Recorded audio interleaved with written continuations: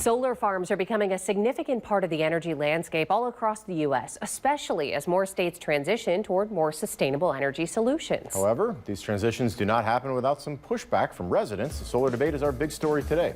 Solar energy is set to experience steady growth through 2025, though not without its challenges. According to projections by the Solar Energy Industries Association, the U.S. is on track to achieve a major milestone, with cumulative solar capacity expected to power more than 71 million homes by the year 2029. By 2030, at least 15% of U.S. households are anticipated to have a solar PV system installed. And over the next decade, SEIA forecasts the addition of 450 gigawatts or gigawatts in new solar capacity. Is it gigawatts? However, despite some strong demand for solar energy, growth is likely to plateau over the coming 5 years because of challenges, including labor shortages, equipment supply constraints, and delays in interconnection processes. The total number of solar farms, it really varies by state, depending on a lot of things: available land, sunlight exposure, and state incentives to actually pay for this renewable energy. Some states lead the charge with hundreds of solar farms powering communities and businesses. Others out there just really starting to tap into their solar potential. According to Landgate, which is a real estate company that works with energy-related transactions, the states with the most active solar farms are California, North Carolina, and Massachusetts. So let's take a look at this map. It's from Solar Energy Industries Association. You'll see it in here in a second. It shows the status of solar projects all across the U.S. and they track everything. You can see it right here in yellow, the solar projects that are currently operating. So you see a lot of those right there. The red dots that you see are ones that are currently under construction, and all the orange means that they're under development. Let's take a closer look at Ohio, shall we? We can zoom right in here, and you can see there are currently about 52, if you count them really quickly, active solar farms, 12 solar farms in the building process, and 22, which is once again the orange, that are being planned right now. And some of those are right here in Northwest Ohio. Despite the push for solar energy, some state governments and residents are pushing to stop solar developments in their areas. A 2023 report from the Sabin Center for Climate Change Law at Columbia University identifies more than 12 solar projects that encountered opposition from local conservation groups and environmentalists. According to Reuters, these groups say the look of the solar farms could harm property values.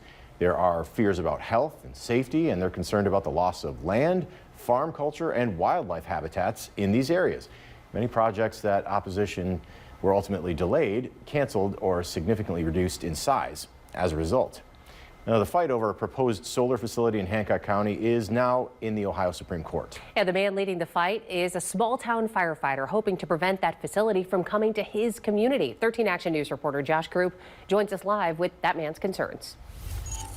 Yeah, his name is Travis Bond. He lives near the proposed facility and is among those objecting to its construction. He raises concerns about noise, drainage, and flooding issues, among other things. The 500-acre South Branch solar facility is planned for Washington Township near Arcadia. Last year, the Ohio Siting Board approved this project after the company changed its initial proposal to address some concerns raised by the community. It has the support right now of groups including the Findlay Hancock County Economic Development and Chamber of Commerce there.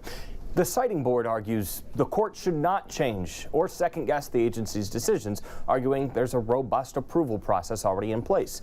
But Bond told the court today he doesn't think enough research was done initially on the potential negative impacts. It's good for Findlay, it's good for Hancock County, but it's not good for the village of Arcadia. You know, you say it's all good, but they keep leaving out all the bad. And now this is one of the first cases too that this Supreme Court will hear via oral arguments this year. Conservatives now have a 6-1 majority on the bench. There is no timeline for when the justices might issue their decision. Tina. All right, thanks, Josh. This isn't the first time a Northwest Ohio solar farm project got some pushback from locals.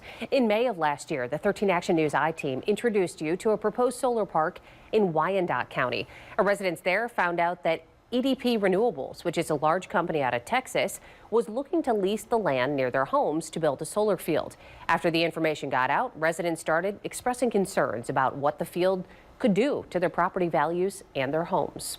The reality is it's my backyard, but knowing that they're able to just do this it has me concerned for the larger Northwest Ohio community. This land matters to someone, that this is our homes, that this is something we're passionate about. This is just such a sad moment to be experiencing.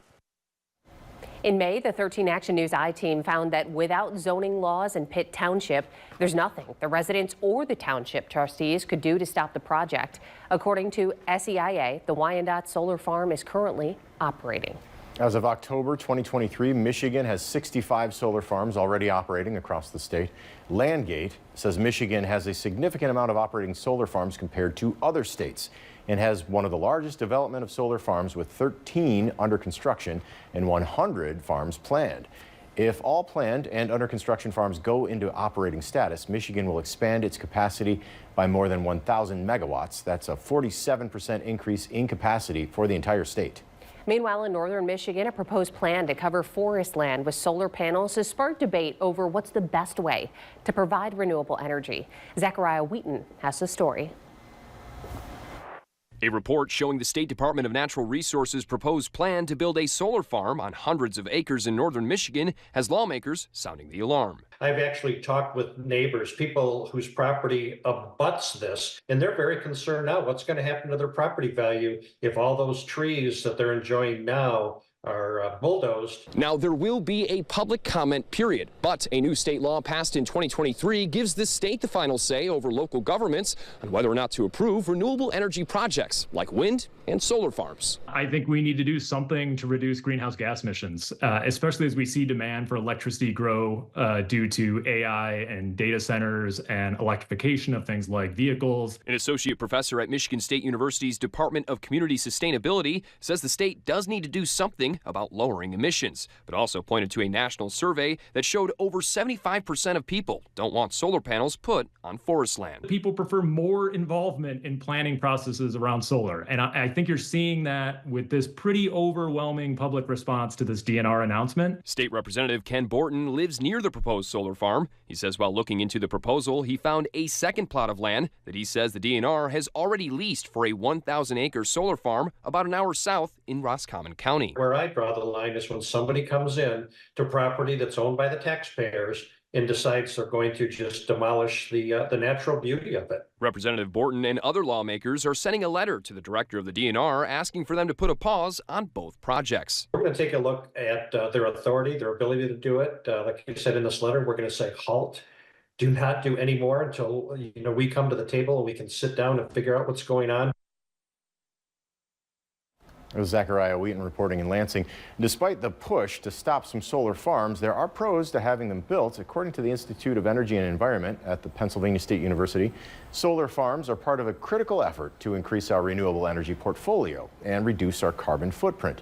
They can also improve air quality, lower maintenance costs, and improve habitats for animals and plants. Plus, with adequate consideration of the best management practices, any negative impacts of solar farms on the landscape can be minimized. And of course, we will be on your side, continuing to cover the very latest on renewable energy projects that are impacting you right here in our area. You can stay in the know by downloading the 13 Action News app. It's a free download in your phone's app store.